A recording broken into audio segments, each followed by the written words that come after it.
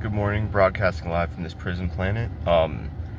It has been really standing out to me lately, like when I get on social media of any variety, all I see is fodder and filler, and the deceptive nature of AI and how advanced it's got is really startling, and it's not fooling me anymore. It never really did. Some of it is clearly AI generated bullshit that's not real, but I think all of us would be pretty amazed to know what we would perceive as real.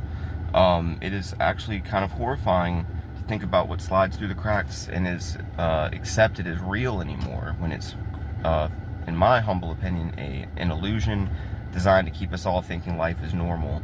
But it's getting very abnormal, and it's getting bizarre in ways that we as people can't seem to communicate about. It's tangible and real to me, it's palpable, and I know it's happening, but it's never going to be easy to explain to the common person without wigging them out. And quite frankly, a lot of people are just programmed and conditioned into not agreeing with anything off the beaten path. There's a script, and our script writers are sick, soulless people who have no character and value, and they don't like high vibration.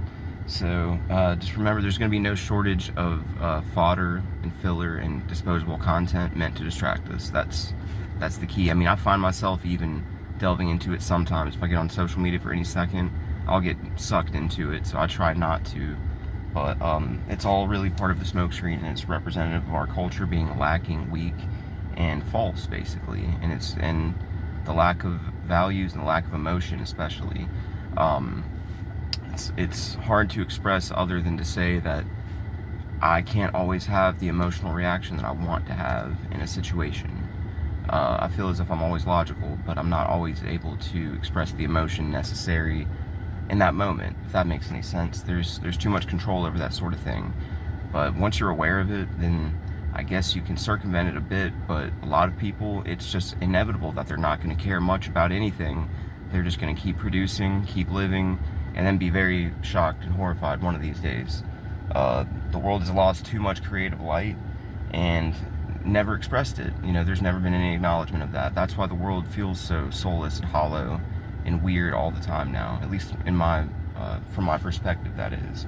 But I just wanted to touch on that, you know, the world is never what it seems. Things and people can be two different things. You know, what we see is not ever what we get, really, and we know that, but it's so vague and it's hard to express. But just wanted to touch on that point. Peace.